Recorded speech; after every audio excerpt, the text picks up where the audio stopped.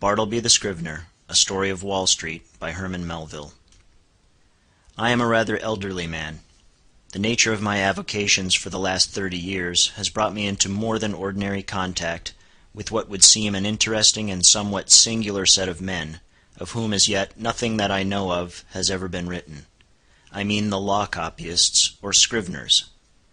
I have known very many of them, professionally and privately, and if I pleased, could relate diverse histories, at which good-natured gentlemen might smile, and sentimental souls might weep. But I waive the biographies of all other scriveners for a few passages in the life of Bartleby, who was a scrivener of the strangest I ever saw or heard of. While of other law copyists I might write the complete life, of Bartleby nothing of that sort can be done.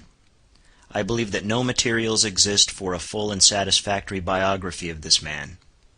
It is an irreparable loss to literature. Bartleby was one of those beings of whom nothing is ascertainable, except from the original sources, and in his case those are very small. What my own astonished eyes saw of Bartleby, that is all I know of him, except, indeed, one vague report which will appear in the sequel. Ere introducing the scrivener, as he first appeared to me, it is fit I make some mention of myself, my employees, my business, my chambers, and general surroundings, because some such description is indispensable to an adequate understanding of the chief character about to be presented. Imprimis, I am a man who, from his youth upwards, has been filled with a profound conviction that the easiest way of life is the best. Hence, though I belong to a profession proverbially energetic and nervous, even to turbulence at times, yet nothing of that sort have I ever suffered to invade my peace. I am one of those unambitious lawyers, who never addresses a jury, or in any way draws down public applause, but in the cool tranquillity of a snug retreat, do a snug business among rich men's bonds and mortgages and title deeds. All who know me consider me an eminently safe man. The late John Jacob Astor, a personage little given to poetic enthusiasm, had no hesitation in pronouncing my first grand point to be prudence, my next method. I do not speak it in vanity, but simply record the fact, that I was not unemployed in my profession by the late John Jacob Astor, a name which I admit I love to repeat, for it hath a rounded and orbicular sound to it, and rings like unto bullion. I will freely add that I was not insensible to the late John Jacob Astor's good opinion. Some time prior to the period at which this little history begins, my avocations had been largely increased. The good old office, now extinct in the state of New York, of a Master in Chancery, had been conferred upon me. It was not a very arduous office, but very pleasantly remunerative. I seldom lose my temper, much more seldom indulge in dangerous indignation at wrongs and outrages, but I must be permitted to be rash here and declare that I consider the sudden and violent abrogation of the office of Master in Chancery by the new Constitution as a premature act, inasmuch as I had counted upon a life lease of the profits, whereas I only received those of a few short years. But this is by the way. My chambers were upstairs at No. Wall Street. At one end they looked upon the white wall of the interior of a spacious skylight shaft, penetrating the building from top to bottom. This view might have been considered rather tame than otherwise, deficient in what landscape painters call life. But if so, the view from the other end of my chambers offered, at least, a contrast, if nothing more. In that direction my windows commanded an unobstructed view of a lofty brick wall, black by age and everlasting shade, which wall required no spy-glass to bring out its lurking beauties, but for the benefit of all near-sighted spectators, was pushed up to within 10 feet of my window-panes. Owing to the great height of the surrounding buildings, and my chambers being on the second floor, the interval between this wall and mine not a little resembled a huge square cistern. At the period just preceding the advent of Bartleby, I had 2 persons as copyists in my employment, and a promising lad as an office boy. First, Turkey; second, Nippers; third, Ginger Nut. These may seem names, the like of which are not usually found in the directory. In truth, they were nicknames, mutually conferred upon each other by my 3 clerks, and were deemed expressive of their respective persons or characters. Turkey was a short, pursy Englishman of about my own age, that is, somewhere not far from 60. In the morning, one might say his face was of a fine florid hue, but after 12 o'clock meridian, his dinner hour, it blazed like a grate full of Christmas coals, and continued blazing, but, as it were, with a gradual wane, till 6 o'clock p.m. or thereabouts, after which I saw no more of the proprietor of the face, which, gaining its meridian with the sun, seemed to set with it, to rise, culminate, and decline the following day, with the like regularity and undiminished glory. There are many singular coincidences I have known in the course of my life, not the least among which was the fact, that exactly when Turkey displayed his fullest beams from his red and radiant countenance, just then, too, at that critical moment, began the daily period when I considered his business capacities as seriously disturbed for the remainder of the 24 hours. Not that he was absolutely idle or averse to business then, far from it. The difficulty was he was apt to be altogether too energetic. There was a strange, inflamed, flurried, flighty recklessness of activity about him. He would be incautious in dipping his pen into his inkstand. All his blots upon my documents were dropped there after 12 o'clock meridian. Indeed, not only would he be reckless and sadly given to making blots in the afternoon, but some days he went further and was rather noisy. At such times, too, his face flamed with augmented blazonry, as if cannel coal had been heaped on anthracite. He made an unpleasant racket with his chair, spilled his sandbox, in mending his pens, impatiently split them all to pieces, and threw them on the floor in a sudden passion, stood up and leaned over his table, boxing his papers about in a most indecorous manner, very sad to behold in an elderly man like him. Nevertheless, as he was in many ways a most valuable person to me, and all the time before 12 o'clock meridian was the quickest, steadiest creature too, accomplishing a great deal of work in a style not easy to be matched. For these reasons I was willing to overlook his eccentricities, though indeed occasionally I remonstrated with him. I did this very gently, however, because, though the civillest, nay, the blandest and most reverential of men in the morning, yet in the afternoon he was disposed, upon provocation, to be slightly rash with his tongue, in fact insolent. Now, valuing his morning services as I did, and resolved not to lose them, yet at the same time made uncomfortable by his inflamed ways after 12 o'clock, and being a man of peace, unwilling by my admonitions to call forth unseemly retorts from him, I took upon me one Saturday noon (he was always worse on Saturdays) to hint to him very kindly that, perhaps now that he was growing old, it might be well to abridge his labors. In short, he need not come to my chambers after 12 o'clock, but, dinner over, had best go home to his lodgings, and rest himself till tea-time. But no, he insisted upon his afternoon devotions. His countenance became intolerably fervid, as he oratorically assured me, gesticulating with a long ruler at the other end of the room, that if his services in the morning were useful, how indispensable then in the afternoon. "With submission, sir," said Turkey on this occasion, "I consider myself your right-hand man. In the morning I but marshal and deploy my columns, but in the afternoon I put myself at their head, and gallantly charge the foe thus," and he made a violent thrust with the ruler. "But the blots, Turkey," intimated I. "True, but, with submission, sir, behold these hairs. I am getting old. Surely, sir, a blot or two of a warm afternoon is not to be severely urged against gray hairs. Old age, even if it blot the page, is honorable. With submission, sir, we both are getting old." This appeal to my fellow feeling was hardly to be resisted. At all events I saw that go he would not. So I made up my mind to let him stay, resolving nevertheless to see to it that during the afternoon he had to do with my less important papers. Nippers, the second on my list, was a whiskered, sallow, and upon the whole rather piratical-looking young man of about 25. I always deemed him the victim of two evil powers, ambition and indigestion. The ambition was evinced by a certain impatience of the duties of a mere copyist, an unwarrantable usurpation of strictly professional affairs, such as the original drawing up of legal documents.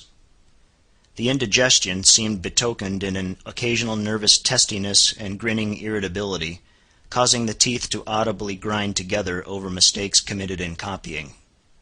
Unnecessary maledictions, hissed rather than spoken, in the heat of business, and especially by a continual discontent with the height of the table where he worked. Though of a very ingenious mechanical turn, Nippers could never get this table to suit him. He put chips under it, blocks of various sorts, bits of pasteboard, and at last went so far as to attempt an exquisite adjustment by final pieces of folded blotting paper, but no invention would answer. If, for the sake of easing his back, he brought the table lid at a sharp angle well up towards his chin, and wrote there like a man using the steep roof of a Dutch house for his desk, then he declared that it stopped the circulation in his arms. If now he lowered the table to his waistbands, and stooped over it in writing, then there was a sore aching in his back. In short, the truth of the matter was, Nippers knew not what he wanted, or if he wanted anything, it was to be rid of a scrivener's table altogether. Among the manifestations of his diseased ambition was a fondness he had for receiving visits from certain ambiguous-looking fellows in seedy coats, whom he called his clients. Indeed, I was aware that not only was he, at times, considerable of a ward politician, but he occasionally did a little business at the justices' courts, and was not unknown on the steps of the tombs. I have good reason to believe, however, that one individual who called upon him at my chambers, and who with a grand air he insisted was his client, was no other than a dun, and the alleged title deed a bill. But with all his failings and the annoyances he caused me, Nippers, like his compatriot Turkey, was a very useful man to me, wrote a neat swift hand, and, when he chose, was not deficient in a gentlemanly sort of deportment. Added to this, he always dressed in a gentlemanly sort of way, and so incidentally reflected credit upon my chambers. Whereas with respect to Turkey, I had much ado to keep him from being a reproach to me. His clothes were apt to look oily and smell of eating-houses. He wore his pantaloons very loose and baggy in summer. His coats were execrable, his hat not to be handled. But while the hat was a thing of indifference to me, inasmuch as his natural civility and deference, as a dependent Englishman, always led him to doff it the moment he entered the room, yet his coat was another matter. Concerning his coats I reasoned with him, but with no effect. The truth was, I suppose, that a man of so small an income could not afford to sport such a lustrous face and a lustrous coat at one and the same time. As Nippers once observed, Turkey's money went chiefly for red ink.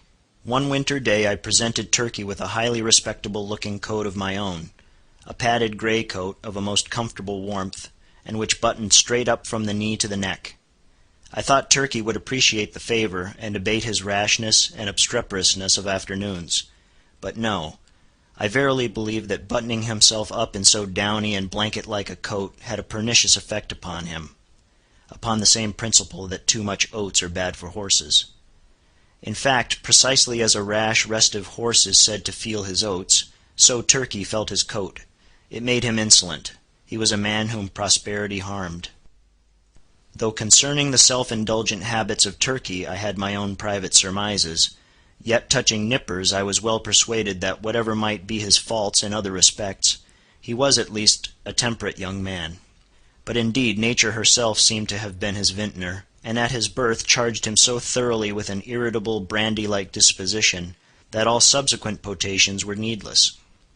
When I consider how, amid the stillness of my chambers, Nippers would sometimes impatiently rise from his seat, and stooping over his table, spread his arms wide apart, seize the whole desk and move it, and jerk it with a grim, grinding motion on the floor, as if the table were a perverse voluntary agent, intent on thwarting and vexing him, I plainly perceived that for Nippers, brandy and water were altogether superfluous. It was fortunate for me that, owing to its peculiar cause, indigestion, the irritability and consequent nervousness of Nippers were mainly observable in the morning, while in the afternoon he was comparatively mild, so that Turkey's paroxysms only coming on about 12 o'clock, I never had to do with their eccentricities at one time. Their fits relieved each other like guards. When Nippers was on, Turkey's was off, and vice versa. This was a good natural arrangement under the circumstances. Gingernut, the third on my list, was a lad some 12 years old. His father was a carman, ambitious of seeing his son on the bench instead of a cart before he died. so he sent him to my office as student at law, errand boy, and cleaner and sweeper at the rate of $1 a week. He had a little desk to himself, but he did not use it much.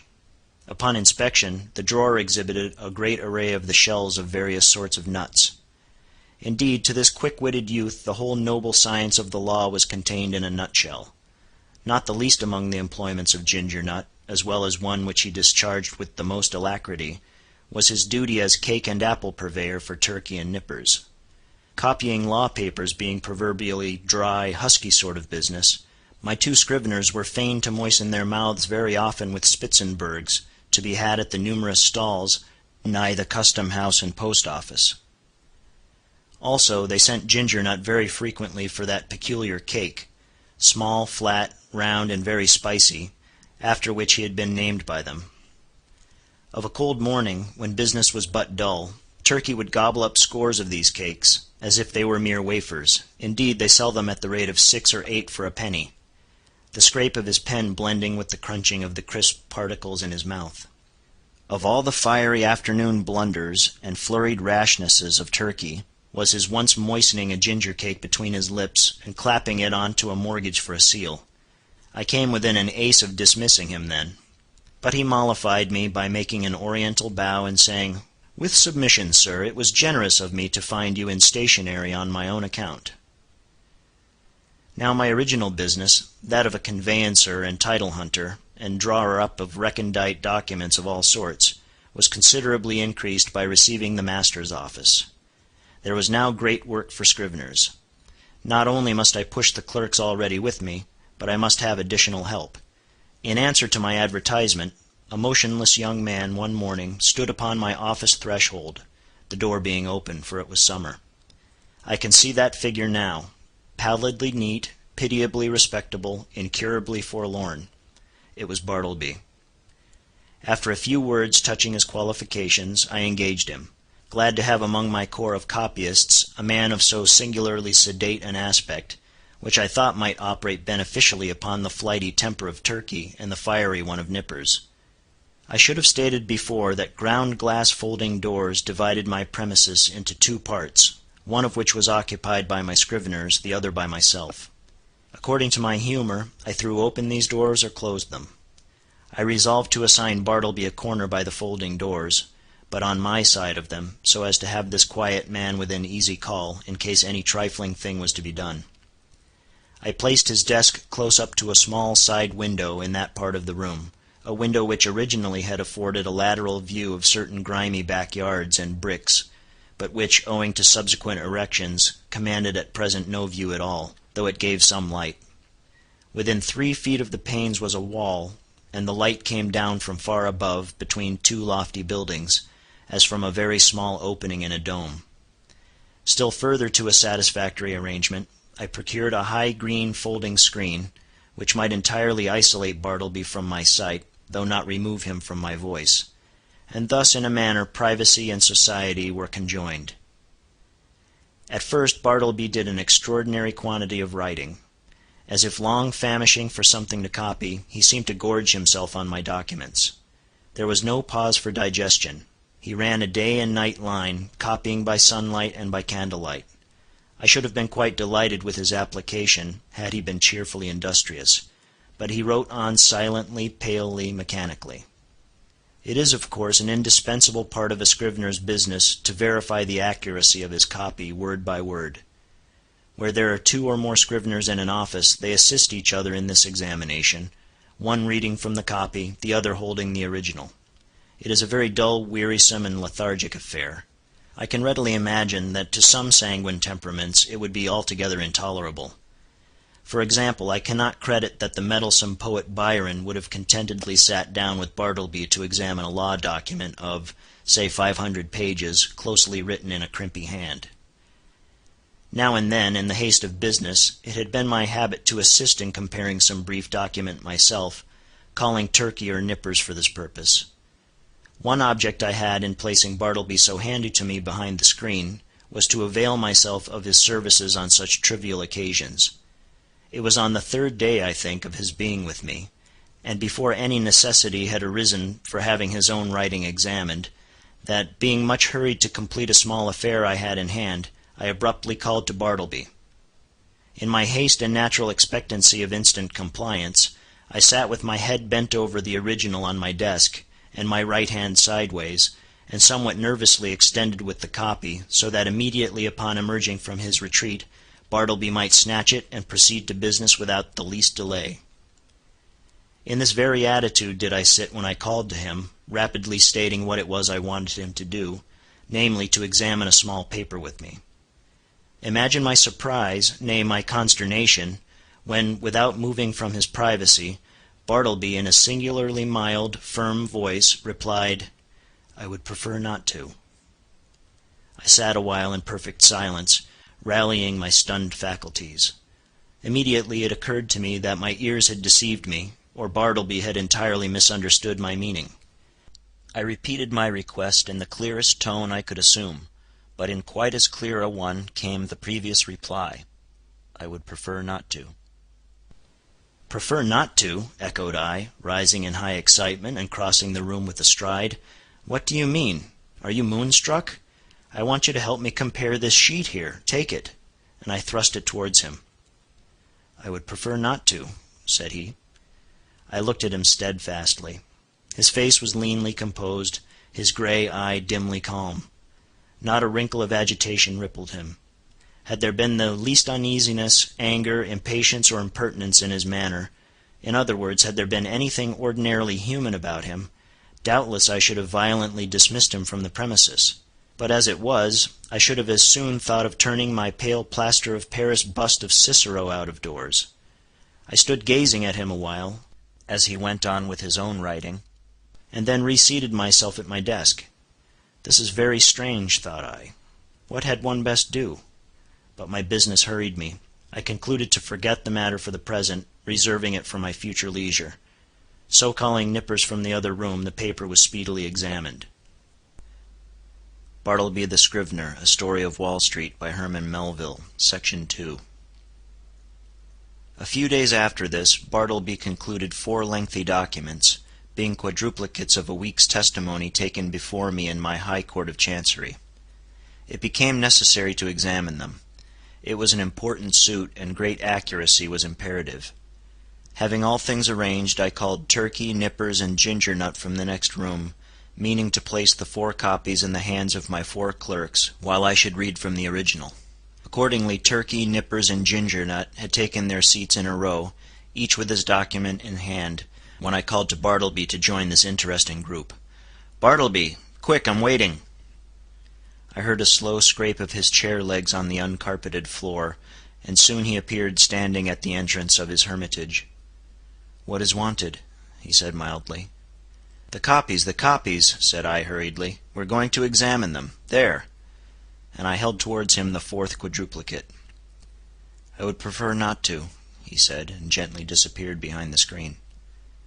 For a few moments I was turned into a pillar of salt, standing at the head of my seated column of clerks.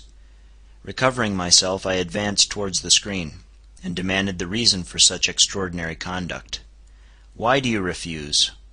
"I would prefer not to." With any other man I should have flown outright into a dreadful passion, scorned all further words, and thrust him ignominiously from my presence. But there was something about Bartleby that not only strangely disarmed me, but in a wonderful manner touched and disconcerted me. I began to reason with him. "These are your own copies we are about to examine.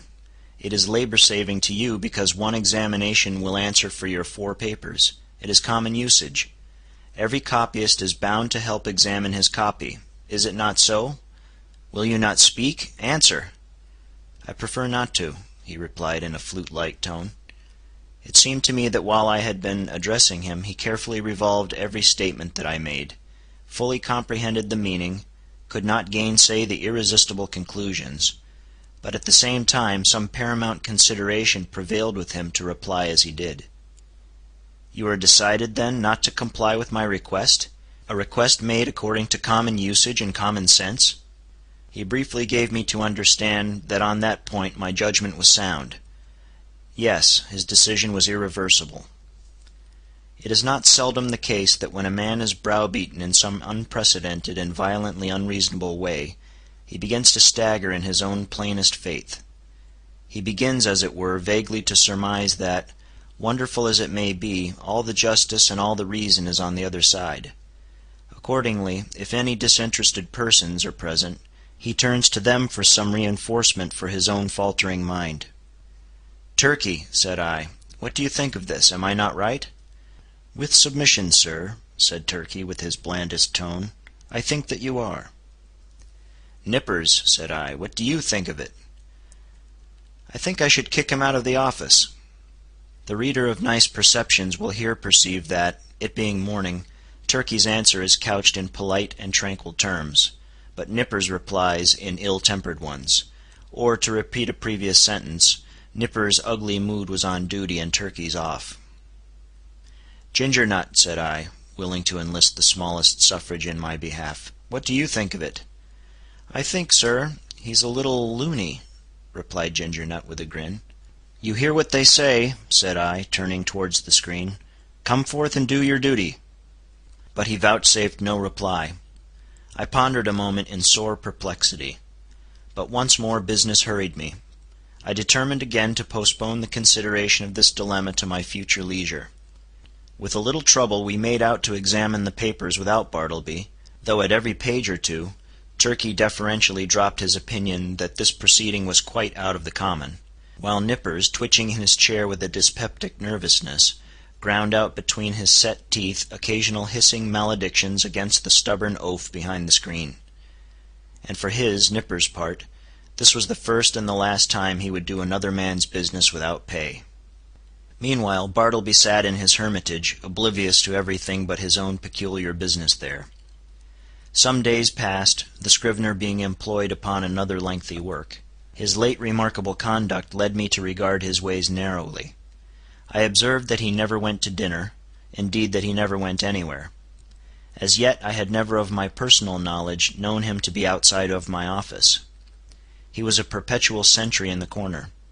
At about 11 o'clock, though, in the morning, I noticed that Ginger Nut would advance toward the opening in Bartleby's screen, as if silently beckoned thither by a gesture invisible to me where I sat. The boy would then leave the office jingling a few pence, and reappear with a handful of ginger nuts, which he delivered in the hermitage, receiving 2 of the cakes for his trouble. He lives, then, on ginger nuts, thought I. Never eats a dinner, properly speaking. He must be a vegetarian, then. But no, he never eats even vegetables. He eats nothing but ginger nuts. My mind then ran on in reveries concerning the probable effects upon the human constitution of living entirely on ginger nuts. Ginger nuts are so called because they contain ginger as one of their peculiar constituents, and the final flavoring one. Now what was ginger? A hot, spicy thing. Was Bartleby hot and spicy? Not at all. Ginger, then, had no effect upon Bartleby. Probably he preferred it should have none. Nothing so aggravates an earnest person as a passive resistance. If the individual so resisted be of a not inhumane temper, and the resisting one perfectly harmless in his passivity, then, in the better moods of the former, he will endeavor charitably to construe to his imagination what proves impossible to be solved by his judgment. Even so, for the most part, I regarded Bartleby in his ways. Poor fellow, thought I, he means no mischief. It is plain he intends no insolence. His aspect sufficiently evinces that his eccentricities are involuntary. He is useful to me. I can get along with him. If I turn him away, the chances are he will fall in with some less indulgent employer, and then he will be rudely treated, and perhaps driven forth miserably to starve. Yes, here I can cheaply purchase a delicious self-approval. To befriend Bartleby, to humor him in his strange wilfulness, will cost me little or nothing, while I lay up in my soul what will eventually prove a sweet morsel for my conscience. But this mood was not invariable with me. The passiveness of Bartleby sometimes irritated me. I felt strangely goaded on to encounter him in new opposition, to elicit some angry spark from him answerable to my own. But indeed I might as well have essayed to strike fire with my knuckles against a bit of Windsor soap. But one afternoon the evil impulse in me mastered me, and the following little scene ensued. "Bartleby," said I, "when those papers are all copied, I will compare them with you. I would prefer not to. How? Surely you do not mean to persist in that mulish vagary? No answer. I threw open the folding doors near by, and turning upon Turkey and Nippers, exclaimed in an excited manner, "He says a second time he won't examine his papers. What do you think of it, Turkey?" It was afternoon, be it remembered. Turkey sat glowing like a brass boiler, his bald head steaming, his hands reeling among his blotted papers. "Think of it?" roared Turkey. "I think I'll just step behind his screen and black his eyes for him." So saying, Turkey rose to his feet and threw his arms into a pugilistic position. He was hurrying away to make good his promise when I detained him, alarmed at the effect of incautiously rousing Turkey's combativeness after dinner. "Sit down, Turkey," said I, "and hear what Nippers has to say. What do you think of it, Nippers? Would I not be justified in immediately dismissing Bartleby?"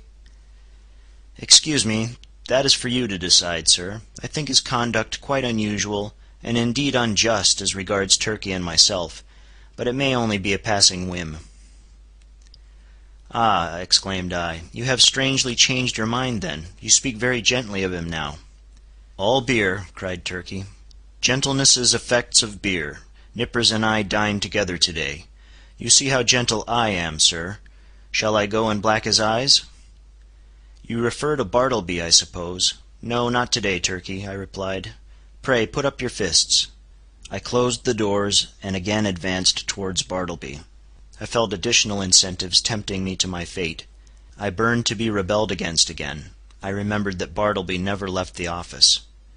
"Bartleby," said I, "Ginger Nut is away. Just step round to the post office, won't you?" It was but a 3-minute walk. "And see if there is anything for me." I would prefer not to. "You will not?" "I prefer not." I staggered to my desk, and sat there in a deep study. My blind inveteracy returned. Was there any other thing in which I could procure myself to be ignominiously repulsed by this lean, penniless wight, my hired clerk? What added thing is there, perfectly reasonable, that he will be sure to refuse to do? "Bartleby!" No answer. "Bartleby!" in a louder tone. No answer. "Bartleby!" I roared. Like a very ghost, agreeably to the laws of magical invocation, at the third summons he appeared at the entrance of his hermitage. "Go to the next room and tell Nippers to come to me." "I prefer not to," he respectfully and slowly said, and mildly disappeared. "Very good, Bartleby," said I, in a quiet sort of serenely severe, self-possessed tone, intimating the unalterable purpose of some terrible retribution very close at hand. At the moment I half intended something of the kind, but upon the whole, as it was drawing towards my dinner hour, I thought it best to put on my hat and walk home for the day, suffering much from perplexity and distress of mind. Shall I acknowledge it? The conclusion of this whole business was, that it soon became a fixed fact of my chambers, that a pale young scrivener, by the name of Bartleby, and a desk there; that he copied for me at the usual rate of 4 cents a folio, 100 words, but he was permanently exempt from examining the work done by him, that duty being transferred to Turkey and Nippers, one of compliment doubtless to their superior acuteness. Moreover, said Bartleby was never on any account to be dispatched on the most trivial errand of any sort, and that even if entreated to take upon him such a matter, it was generally understood that he would prefer not to, in other words, that he would refuse point blank. As days passed on, I became considerably reconciled to Bartleby. His steadiness, his freedom from all dissipation, his incessant industry, except when he chose to throw himself into a standing reverie behind his screen, his great stillness, his unalterableness of demeanor under all circumstances, made him a valuable acquisition. One prime thing was this: he was always there, first in the morning, continually through the day, and the last at night. I had a singular confidence in his honesty. I felt my most precious papers perfectly safe in his hands. Sometimes, to be sure, I could not, for the very soul of me, avoid falling into sudden spasmodic passions with him. For it was exceeding difficult to bear in mind all the time those strange peculiarities, privileges, and unheard-of exemptions, forming the tacit stipulations on Bartleby's part, under which he remained in my office. Now and then, in the eagerness of dispatching pressing business, I would inadvertently summon Bartleby, in a short, rapid tone, to put his finger, say, on the incipient tie of a bit of red tape with which I was about compressing some papers. Of course, from behind the screen the usual answer, "I prefer not to," was sure to come, and then, how could a human creature with the common infirmities of our nature refrain from bitterly exclaiming upon such perverseness, such unreasonableness? However, every added repulse of this sort which I received only tended to lessen the probability of my repeating the inadvertence. Here it must be said, that according to the custom of most legal gentlemen occupying chambers in densely populated law buildings, there were several keys to my door. One was kept by a woman residing in the attic, which person weekly scrubbed and daily swept and dusted my apartments. Another was kept by Turkey for convenience sake. The third I sometimes carried in my own pocket. The fourth I knew not who had. Now, one Sunday morning I happened to go to Trinity Church, to hear a celebrated preacher, and finding myself rather early on the ground, I thought I would walk around to my chambers for a while. Luckily I had my key with me, but upon applying it to the lock, I found it resisted by something inserted from the inside. Quite surprised, I called out, when to my consternation a key was turned from within, and thrusting his lean visage at me, and holding the door ajar, the apparition of Bartleby appeared, in his shirt-sleeves and otherwise in a strangely tattered dishabille, saying quietly that he was sorry, but he was deeply engaged just then, and preferred not admitting me at present. In a brief word or two he moreover added that perhaps I had better walk round the block 2 or 3 times, and by that time he would probably have concluded his affairs. Now, the utterly unsurmised appearance of Bartleby, tenanting my law chambers of a Sunday morning, with his cadaverously gentlemanly nonchalance, yet withal firm and self-possessed, had such a strange effect upon me, that incontinently I slunk away from my own door and did as desired. But not without sundry twinges of impotent rebellion against the mild effrontery of this unaccountable scrivener. Indeed, it was his wonderful mildness chiefly, which not only disarmed me, but unmanned me, as it were. For I consider that one, for the time, is a sort of unmanned when he tranquilly permits his hired clerk to dictate to him, and order him away from his own premises. Furthermore, I was full of uneasiness as to what Bartleby could possibly be doing in my office in his shirt-sleeves, and in an otherwise dismantled condition of a Sunday morning. Was anything amiss going on? Nay, that was out of the question. It was not to be thought of for a moment that Bartleby was an immoral person. But what could he be doing there? Copying? Nay, again, whatever might be his eccentricities, Bartleby was an eminently decorous person. He would be the last man to sit down to his desk in any state approaching to nudity. Besides, it was Sunday, and there was something about Bartleby that forbade the supposition that he would by any secular occupation violate the proprieties of the day. Nevertheless, my mind was not pacified, and full of a restless curiosity, at last I returned to the door. Without hindrance I inserted my key, opened it, and entered. Bartleby was not to be seen. I looked round anxiously, peeped behind his screen, but it was very plain that he was gone. Upon more closely examining the place, I surmised that for an indefinite period Bartleby must have ate, dressed, and slept in my office, and that too without plate, mirror, or bed. The cushioned seat of a rickety old sofa in one corner bore the faint impress of a lean reclining form. Rolled away under his desk I found a blanket. Under the empty grate a blacking box and brush. On a chair a tin basin, with soap and a ragged towel. In a newspaper a few crumbs of ginger nuts and a morsel of cheese. Yes, thought I, it is evident enough that Bartleby has been making his home here, keeping bachelor's hall all by himself. Immediately, then, the thought came sweeping across me. What miserable friendlessness and loneliness are here revealed. His poverty is great, but his solitude how horrible. Think of it. Of a Sunday, Wall Street is deserted as Petra, and every night of every day it is an emptiness. This building, too, which of weekdays hums with industry and life, at nightfall echoes with sheer vacancy, and all through Sunday is forlorn. And here Bartleby makes his home, sole spectator of a solitude which he has seen all populous, a sort of innocent and transformed Marius brooding among the ruins of Carthage. Bartleby the Scrivener, A Story of Wall Street, by Herman Melville, Section 3. For the first time in my life a feeling of overpowering, stinging melancholy seized me. Before I had never experienced aught but a not unpleasing sadness. The bond of a common humanity now drew me irresistibly to gloom. A fraternal melancholy. For both I and Bartleby were sons of Adam.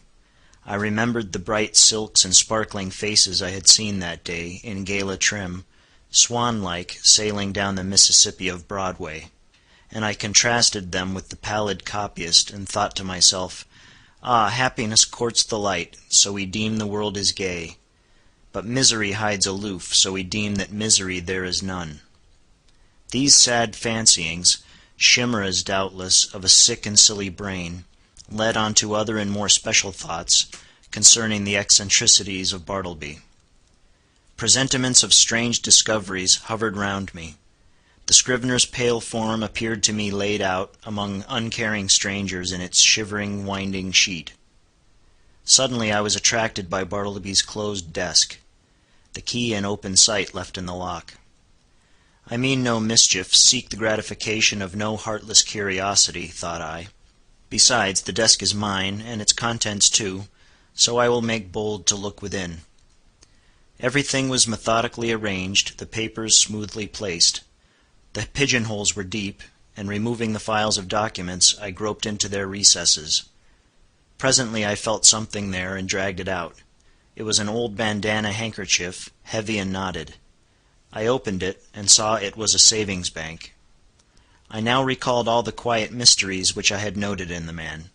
I remembered that he never spoke but to answer, that though at intervals he had considerable time to himself, yet I had never seen him reading, no, not even a newspaper; that for long periods he would stand looking out, at his pale window behind the screen, upon the dead brick wall.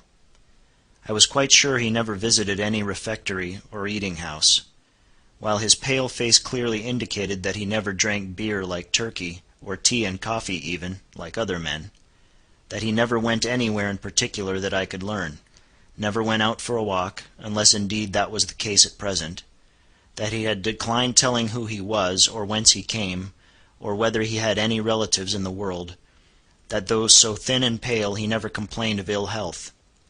And more than all, I remembered a certain unconscious air of pallid, how shall I call it, of pallid haughtiness, say, or rather an austere reserve about him, which had positively awed me into my tame compliance with his eccentricities, when I had feared to ask him to do the slightest incidental thing for me, even though I might know, from his long-continued motionlessness, that behind his screen he must be standing in one of those dead-wall reveries of his.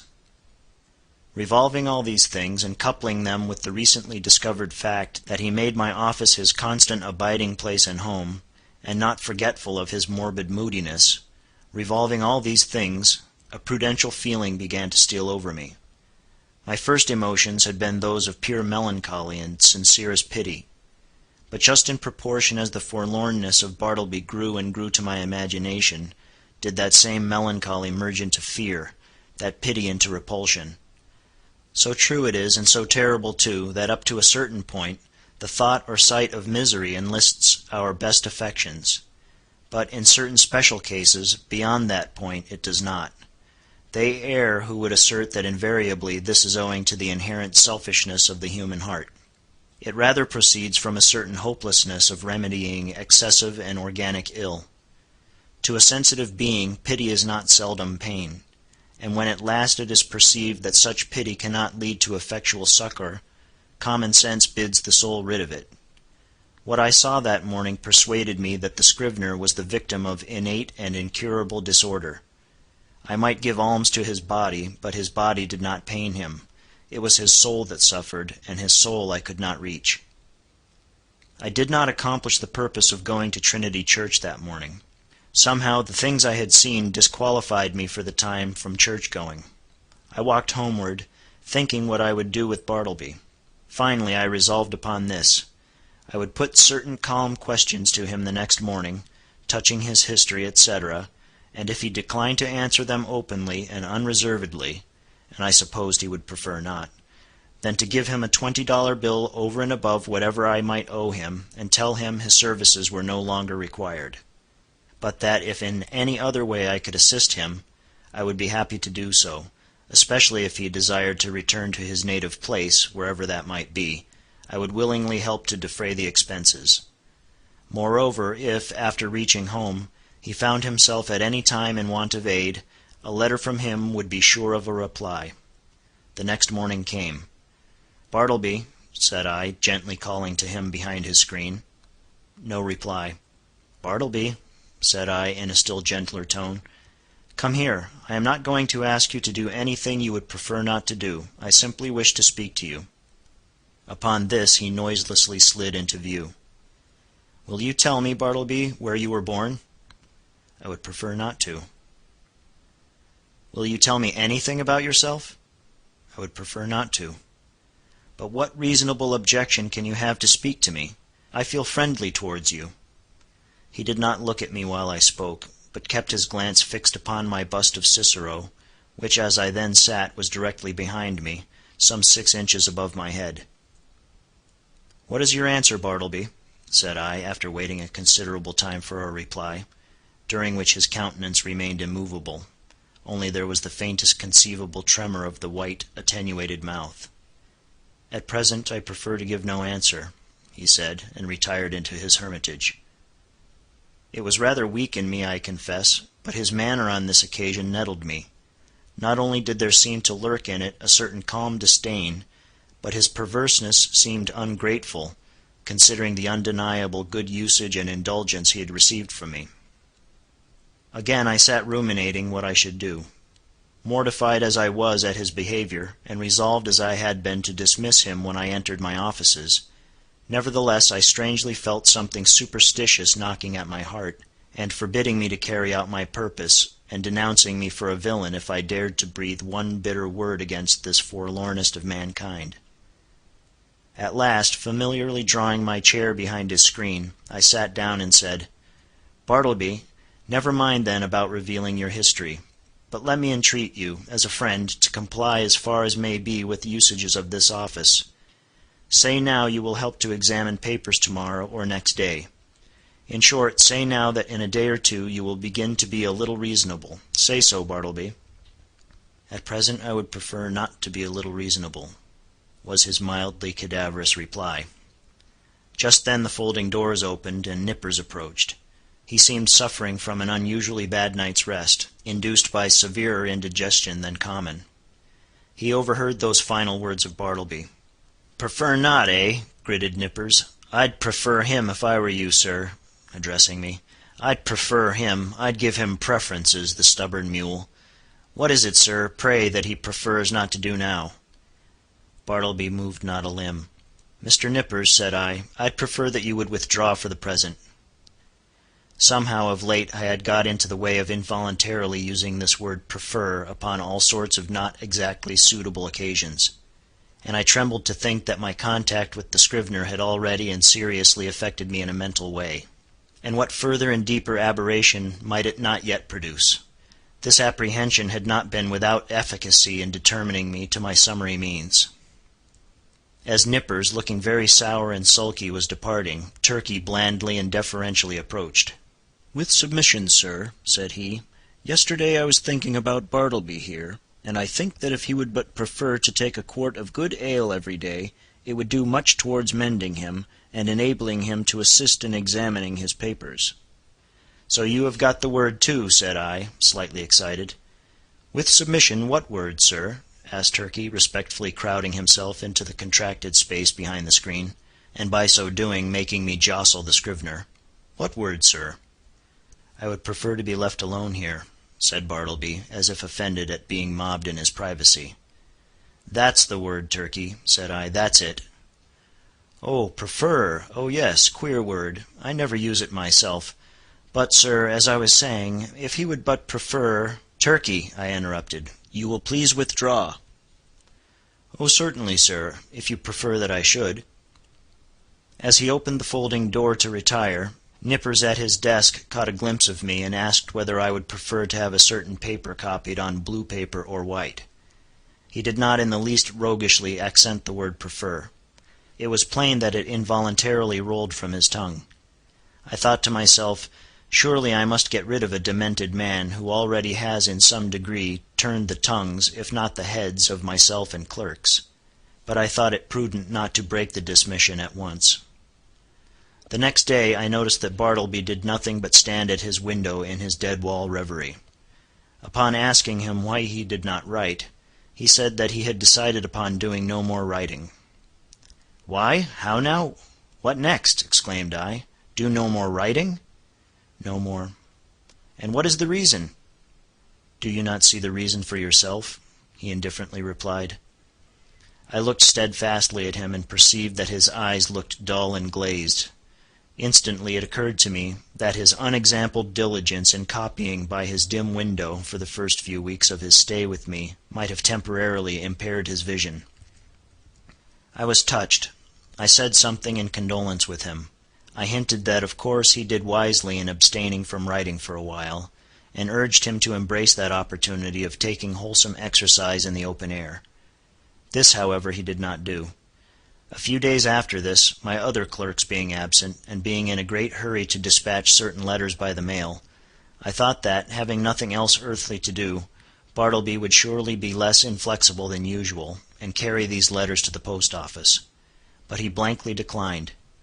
So much to my inconvenience, I went myself. Still added days went by. Whether Bartleby's eyes improved or not, I could not say. To all appearance, I thought they did, but when I asked him if they did, he vouchsafed no answer. At all events, he would do no copying. At last, in reply to my urgings, he informed me that he had permanently given up copying. "What?" exclaimed I. "Suppose your eyes should get entirely well, better than ever before, would you not copy then?" "I have given up copying," he answered, and slid aside. He remained as ever a fixture in my chamber. Nay, if that were possible, he became still more of a fixture than before. What was to be done? He would do nothing in the office. Why should he stay there? In plain fact, he had now become a millstone to me, not only useless as a necklace, but afflictive to bear. Yet I was sorry for him. I speak less than truth when I say that, on his own account, he occasioned me uneasiness. If he would but have named a single relative or friend, I would instantly have written, and urged their taking the poor fellow away to some convenient retreat. But he seemed alone, absolutely alone in the universe. A bit of wreck in the mid-Atlantic.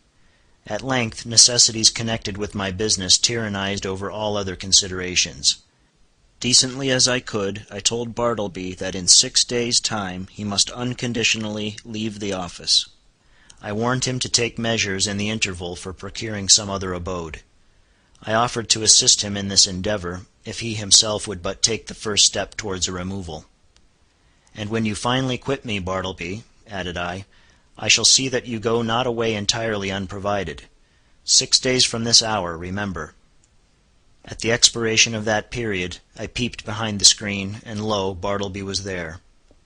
I buttoned up my coat, balanced myself, advanced slowly towards him, touched his shoulder, and said, "The time has come. You must quit this place. I am sorry for you. Here is money, but you must go." "I would prefer not," he replied, with his back still towards me. "You must." He remained silent. Now I had an unbounded confidence in this man's common honesty. He had frequently restored to me sixpences and shillings carelessly dropped upon the floor, for I am apt to be very reckless in such shirt-button affairs. The proceeding then which followed will not be deemed extraordinary. "Bartleby," said I owe you $12 on account. Here are 32. The odd 20 are yours. Will you take it?" And I handed the bills towards him. But he made no motion. "I will leave them here then," putting them under a weight on the table.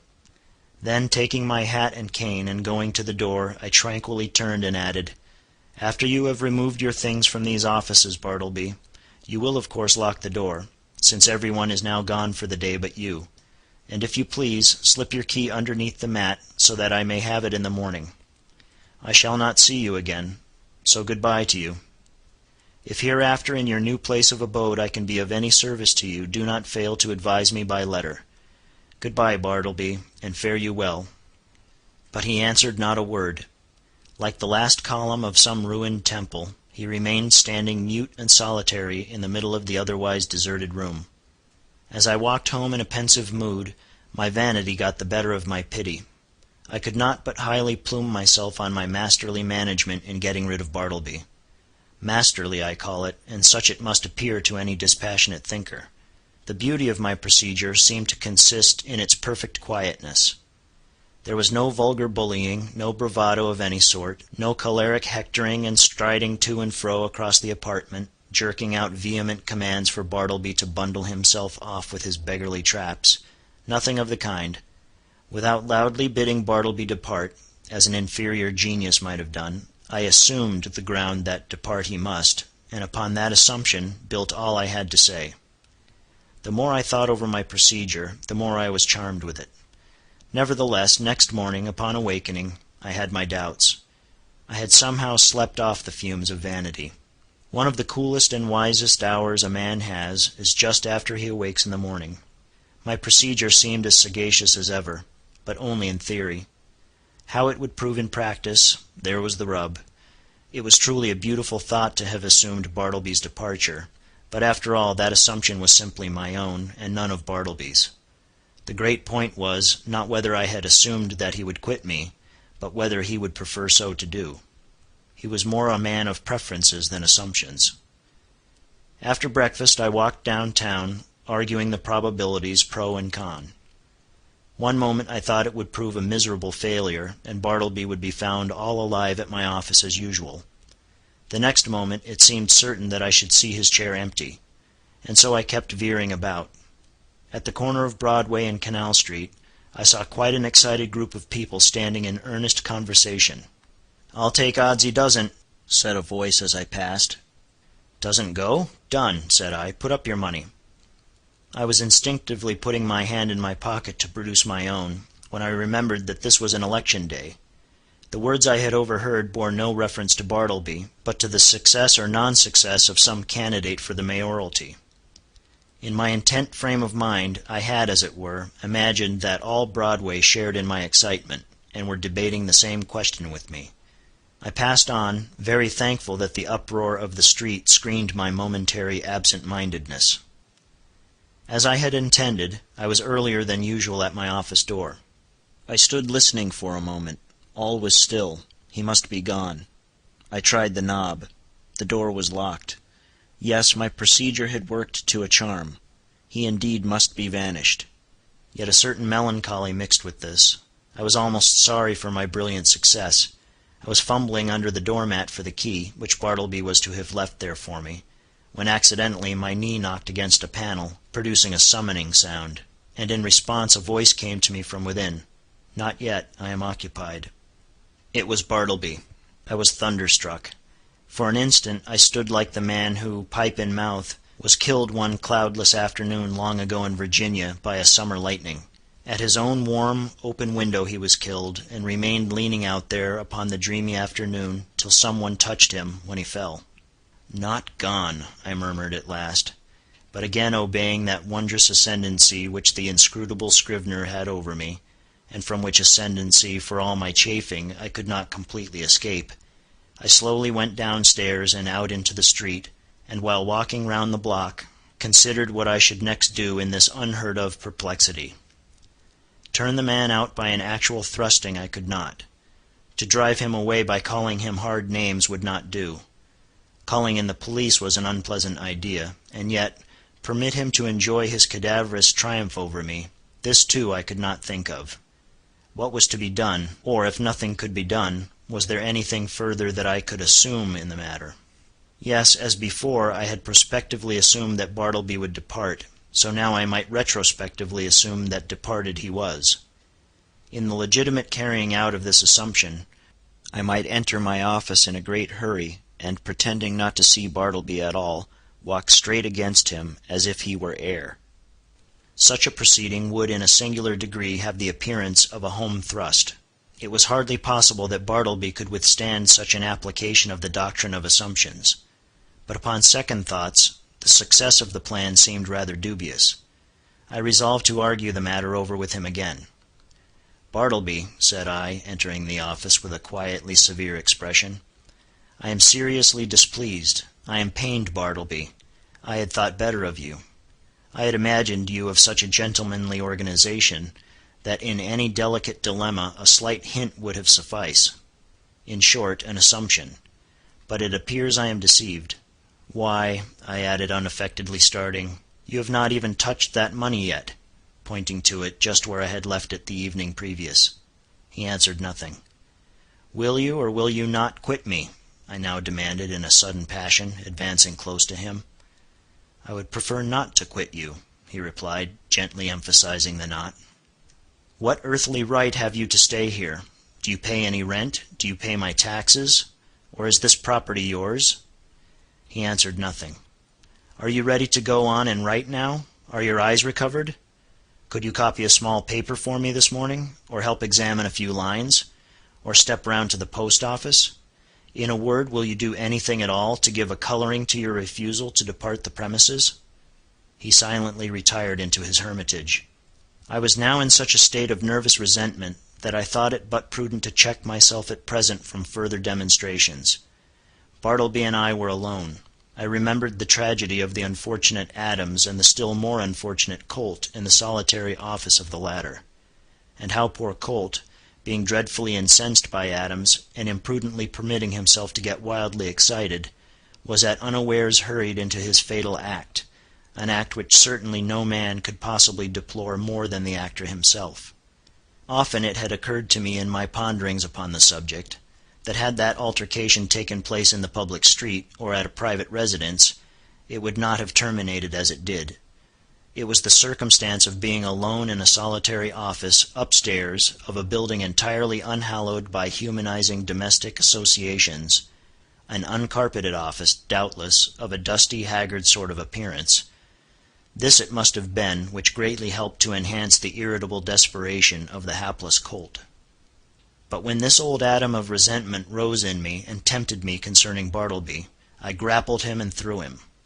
How? Why, simply by recalling the divine injunction, "A new commandment give I unto you, that ye love one another."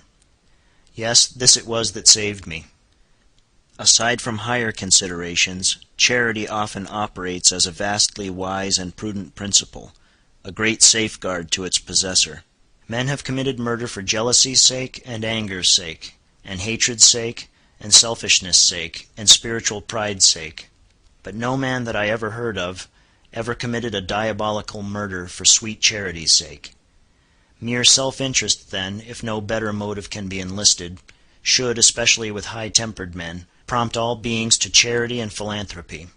At any rate, upon the occasion in question, I strove to drown my exasperated feelings towards the scrivener by benevolently construing his conduct. Poor fellow, thought I, he don't mean anything, and besides, he has seen hard times, and ought to be indulged. I endeavored also immediately to occupy myself, and at the same time to comfort my despondency. I tried to fancy that in the course of the morning, at such time as might prove agreeable to him, Bartleby, of his own free accord, would emerge from his hermitage, and take up some decided line of march in the direction of the door. But no. 12:30 o'clock came. Turkey began to glow in the face, overturn his inkstand, and become generally obstreperous. Nippers abated down into quietude and courtesy. Ginger-Nut munched his noon apple, and Bartleby remained standing at his window in one of his profoundest dead-wall reveries. Will it be credited? Ought I to acknowledge it? That afternoon I left the office without saying one further word to him. Bartleby the Scrivener, A Story of Wall Street, by Herman Melville, Section 4. Some days now passed, during which, at leisure intervals, I looked a little into Edwards on the Will and Priestley on Necessity. Under the circumstances, those books induced a salutary feeling. Gradually I slid into the persuasion that these troubles of mine touching the scrivener had been all predestinated from eternity, and Bartleby was billeted upon me for some mysterious purpose of an all-wise Providence, which it was not for a mere mortal like me to fathom. Yes, Bartleby, stay there behind your screen, thought I. I shall persecute you no more. You are harmless and noiseless as any of these old chairs. In short, I never feel so private as when I know you are here. At last I see it, I feel it. I penetrate to the predestinated purpose of my life. I am content. Others may have loftier parts to enact, but my mission in this world, Bartleby, is to furnish you with office room for such period as you may see fit to remain. I believe that this wise and blessed frame of mind would have continued with me, had it not been for the unsolicited and uncharitable remarks obtruded upon me by my professional friends who visited the rooms. But thus it often is, that the constant friction of illiberal minds wears out at last the best resolves of the more generous. Though to be sure, when I reflected upon it, it was not strange that people entering my office should be struck by the peculiar aspect of the unaccountable Bartleby, and so be tempted to throw out some sinister observations concerning him.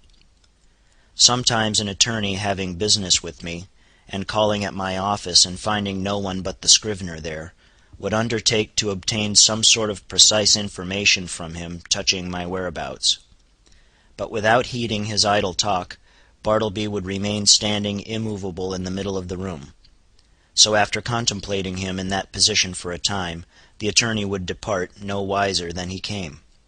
Also, when a reference was going on, and the room full of lawyers and witnesses and business was driving fast, some deeply occupied legal gentleman present, seeing Bartleby wholly unemployed, would request him to run round to his, the legal gentleman's, office and fetch some papers for him. Thereupon Bartleby would tranquilly decline, and yet remain idle as before. Then the lawyer would give a great stare and turn to me. And what could I say? At last I was made aware that all through the circle of my professional acquaintance a whisper of wonder was running round, having reference to the strange creature I kept at my office. This worried me very much, and as the idea came upon me of his possibly turning out a long-lived man, and keep occupying my chambers, and denying my authority, and perplexing my visitors, and scandalizing my professional reputation, and casting a general gloom over the premises, keeping soul and body together to the last upon his savings, for doubtless he spent but half a dime a day, and in the end perhaps outlived me, and claimed possession of my office by right of his perpetual occupancy. As all these dark anticipations crowded upon me more and more, and my friends continually intruded their relentless remarks upon the apparition in my room, a great change was wrought in me. I resolved to gather all my faculties together, and forever rid me of this intolerable incubus. Ere revolving any complicated project, however, adapted to this end, I first simply suggested to Bartleby the propriety of his permanent departure. In a calm and serious tone, I commended the idea to his careful and mature consideration. But having taken 3 days to meditate upon it, he apprised me that his original determination remained the same in short, that he still preferred to abide with me. "What shall I do?" I now said to myself, buttoning up my coat to the last button. "What shall I do? What ought I to do? What does conscience say I should do with this man, or rather ghost? Rid myself of him I must. Go he shall. But how? You will not thrust him, the poor, pale, passive mortal. You will not thrust such a helpless creature out of your door. You will not dishonor yourself by such cruelty. No, I will not, I cannot do that. Rather would I let him live and die here, and then mason up his remains in the wall. What then will you do? For all your coaxing, he will not budge. Bribes he leaves under your own paper-weight on your table. In short, it is quite plain that he prefers to cling to you. Then something severe, something unusual must be done. What, surely you will not have him collared by a constable, and commit his innocent pallor to the common jail? And upon what ground could you procure such a thing to be done? A vagrant, is he? What, he a vagrant? A wanderer who refuses to budge? It is because he will not be a vagrant, then, that you seek to count him as a vagrant. That is too absurd.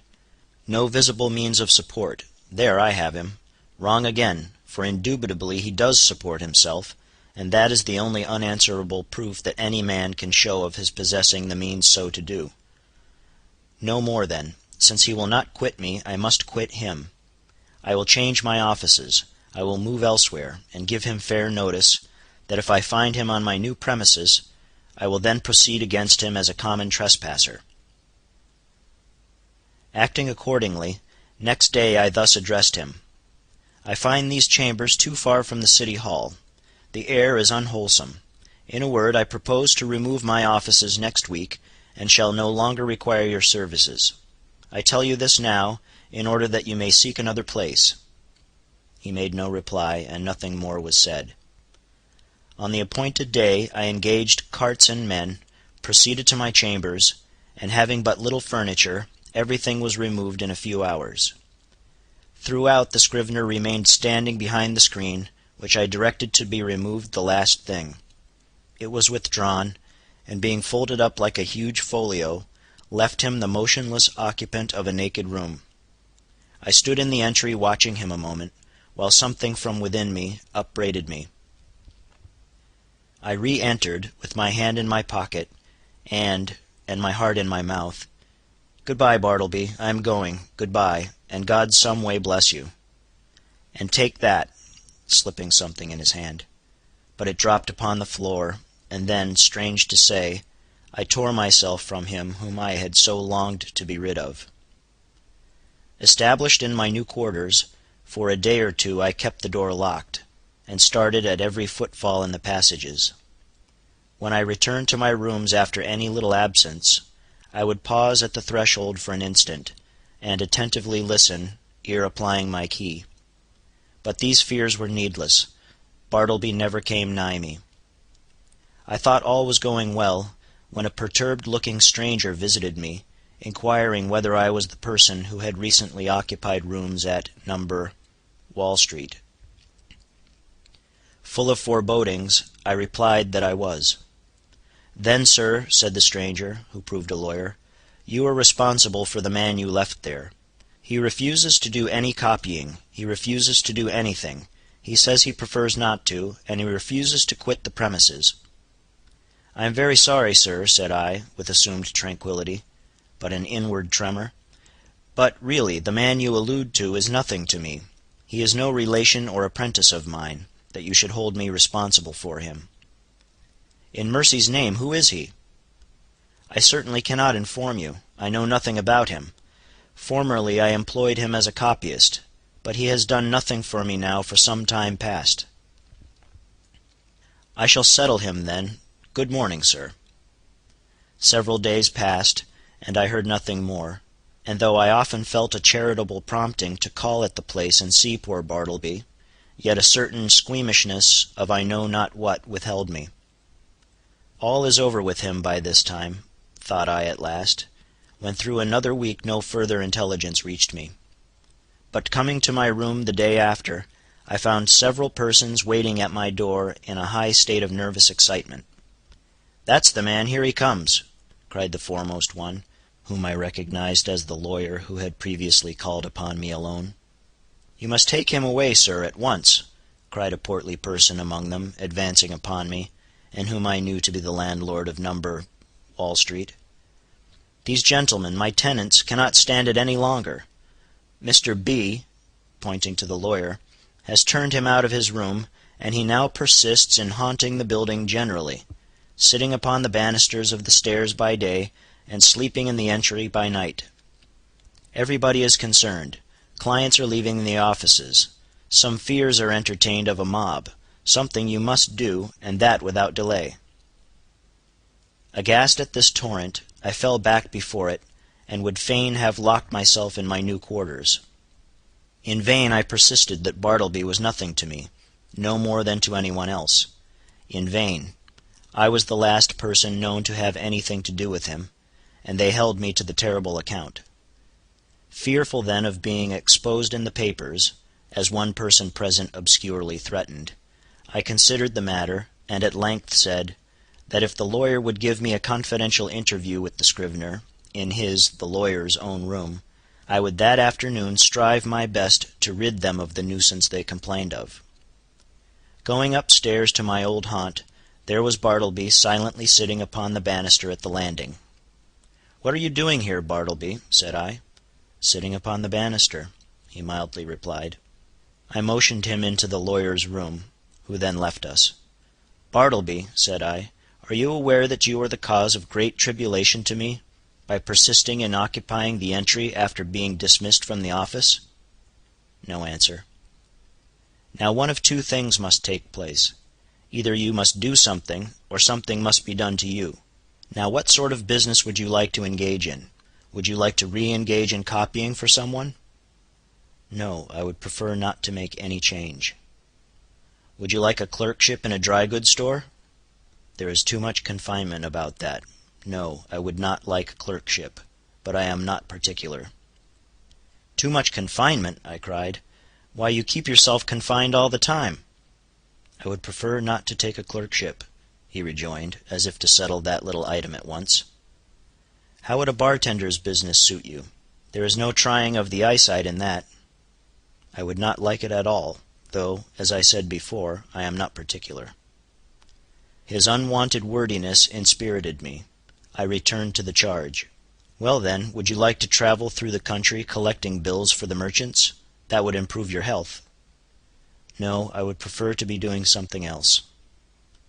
"How then would going as a companion to Europe, to entertain some young gentleman with your conversation, how would that suit you?" "Not at all. It does not strike me that there is anything definite about that. I like to be stationary, but I am not particular." "Stationary you shall be, then," I cried, now losing all patience, and for the first time in all my exasperating connection with him fairly flying into a passion. "If you do not go away from these premises before night, I shall feel bound, indeed I am bound, to quit the premises myself," I rather absurdly concluded, knowing not with what possible threat to try to frighten his immobility into compliance. Despairing of all further efforts, I was precipitately leaving him, when a final thought occurred to me, one which had not been wholly unindulged before. "Bartleby," said I, in the kindest tone I could assume under such exciting circumstances, "will you go home with me now? Not to my office, but my dwelling, and remain there till we can conclude upon some convenient arrangement for you at our leisure? Come, let us start now, right away." "No, at present I would prefer not to make any change at all." I answered nothing, but effectually dodging every one by the suddenness and rapidity of my flight, rushed from the building, ran up Wall Street towards Broadway, and jumping into the first omnibus was soon removed from pursuit.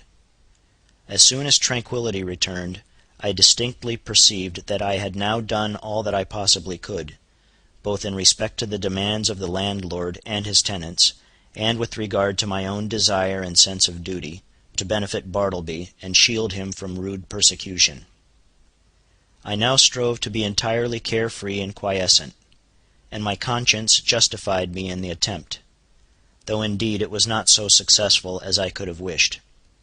So fearful was I of being again hunted out by the incensed landlord and his exasperated tenants, that, surrendering my business to Nippers, for a few days I drove about the upper part of the town and through the suburbs, in my rockaway, crossed over to Jersey City and Hoboken, and paid fugitive visits to Manhattanville and Astoria.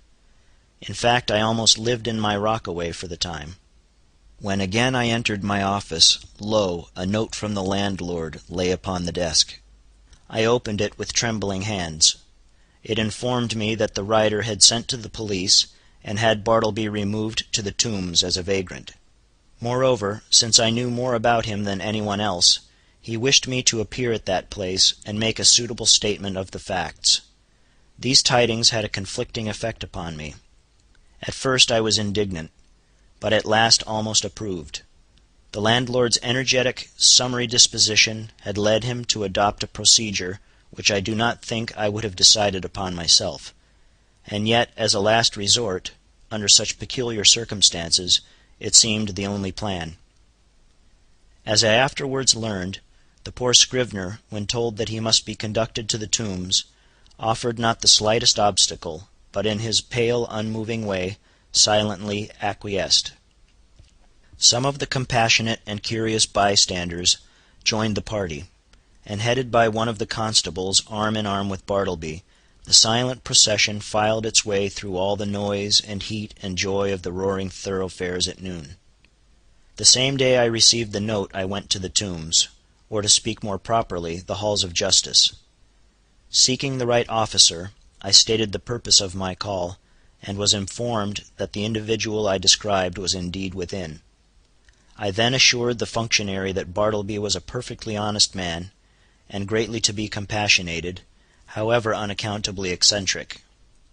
I narrated all I knew, and closed by suggesting the idea of letting him remain in as indulgent confinement as possible, till something less harsh might be done, though indeed I hardly knew what. At all events, if nothing else could be decided upon, the almshouse must receive him. I then begged to have an interview. Being under no disgraceful charge, and quite serene and harmless in all his ways, they had permitted him freely to wander about the prison, and especially in the enclosed, grass-platted yard thereof. And so I found him there, standing all alone in the quietest of the yards, his face towards a high wall, while all around, from the narrow slits of the jail windows, I thought I saw peering out upon him the eyes of murderers and thieves. "Bartleby!" "I know you," he said, without looking round, "and I want nothing to say to you." "It was not I that brought you here, Bartleby," said I, keenly pained at his implied suspicion. "And to you this should not be so vile a place. Nothing reproachful attaches to you by being here. And see, it is not so sad a place as one might think. Look, there is the sky, and here is the grass." "I know where I am," he replied, but would say nothing more, and so I left him. As I entered the corridor again, a broad meat-like man, in an apron, accosted me, and jerking his thumb over his shoulder, said, "Is that your friend?" "Yes." "Does he want to starve? If he does, let him live on the prison fare. That's all." "Who are you?" asked I, not knowing what to make of such an unofficially speaking person in such a place. "I am the grub man. Such gentlemen as have friends here hire me to provide them with something good to eat." "Is this so?" said I, turning to the turnkey. He said it was. "Well then," said I, slipping some silver into the grub man's hands, for so they called him, "I want you to give particular attention to my friend there. Let him have the best dinner you can get, and you must be as polite to him as possible."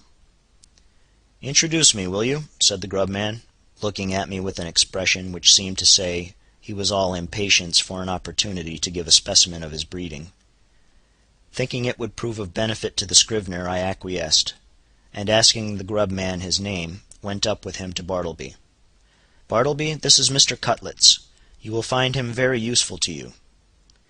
"Your sarvant, sir, your sarvant," said the grub man, making a low salutation behind his apron. "Hope you find it pleasant here, sir. Spacious grounds, cool apartments, sir. Hope you'll stay with us some time. Try to make it agreeable. May Mrs. Cutlets and I have the pleasure of your company to dinner, sir, in Mrs. Cutlets's private room?" "I prefer not to dine to-day," said Bartleby, turning away. "It would disagree with me. I am unused to dinners." So saying, he slowly moved to the other side of the enclosure, and took up a position fronting the dead wall. "How's this?" said the grub man, addressing me with a stare of astonishment. "He's odd, ain't he?" "I think he is a little deranged," said I, sadly. "Deranged? Deranged, is it? Well now, upon my word, I thought that friend of yourn was a gentleman forger. They are always pale and genteel like them forgers. I can't pity 'em, can't help it, sir. Did you know Monroe Edwards?" he added touchingly, and paused. Then, laying his hand pityingly on my shoulder, sighed, "He died of consumption at Sing Sing. So you weren't acquainted with Monroe?" "No, I was never socially acquainted with any forgers. But I cannot stop longer. Look to my friend yonder. You will not lose by it. I will see you again." Some few days after this, I again obtained admission to the Tombs, and went through the corridors in quest of Bartleby, but without finding him. "I saw him coming from his cell not long ago," said a turnkey. "Maybe he's gone to loiter in the yards." So I went in that direction. "Are you looking for the silent man?" said another turnkey, passing me. Yonder he lies, sleeping in the yard there. 'Tis not 20 minutes since I saw him lie down." The yard was entirely quiet. It was not accessible to the common prisoners. The surrounding walls, of amazing thickness, kept off all sounds behind them. The Egyptian character of the masonry weighed upon me with its gloom, but a soft, imprisoned turf grew underfoot. The heart of the eternal pyramids, it seemed, wherein, by some strange magic, through the clefts, grass seed, dropped by birds, had sprung. Strangely huddled at the base of the wall, his knees drawn up, and lying on his side, his head touching the cold stones, I saw the wasted Bartleby, but nothing stirred. I paused, then went close up to him, stooped over, and saw that his dim eyes were open. Otherwise he seemed profoundly sleeping. Something prompted me to touch him. I felt his hand, when a tingling shiver ran up my arm and down my spine to my feet. The round face of the grub man peered upon me now. "His dinner is ready. Won't he dine to-day, either? Or does he live without dining?" "Lives without dining," said I, and closed his eyes. "Eh? He's asleep, ain't he?" "With kings and counselors," murmured I. There would seem little need for proceeding further in this history. Imagination will readily supply the meagre recital of poor Bartleby's interment. But ere parting with the reader, let me say, that if this little narrative has sufficiently interested him to awaken curiosity as to who Bartleby was, and what manner of life he led prior to the present narrator's making his acquaintance, I can only reply, that in such curiosity I fully share, but am wholly unable to gratify it. Yet here I hardly know whether I should divulge one little item of rumor, which came to my ear a few months after the scrivener's decease. Upon what basis it rested I could never ascertain, and hence how true it is I cannot now tell. But inasmuch as this vague report has not been without certain strange suggestive interest to me, however sad, it may prove the same with some others, and so I will briefly mention it. The report was this: that Bartleby had been a subordinate clerk in the dead-letter office at Washington, from which he had been suddenly removed by a change in the administration. When I think over this rumor, I cannot adequately express the emotions which seize me. Dead letters! Does it not sound like dead men? Conceive a man by nature and misfortune prone to a pallid hopelessness. Can any business seem more fitted to heighten it than that of continually handling these dead letters, and assorting them for the flames? For by the cartload they are annually burned. Sometimes from out the folded paper the pale clerk takes a ring. The finger it was meant for, perhaps, moulders in the grave. A bank-note sent in swiftest charity. He whom it would relieve nor eats nor hungers any more. Pardon for those who died despairing. Hope for those who died unhoping. Good tidings for those who died stifled by unrelieved calamities. On errands of life these letters speed to death. Ah, Bartleby! Ah, humanity! The End.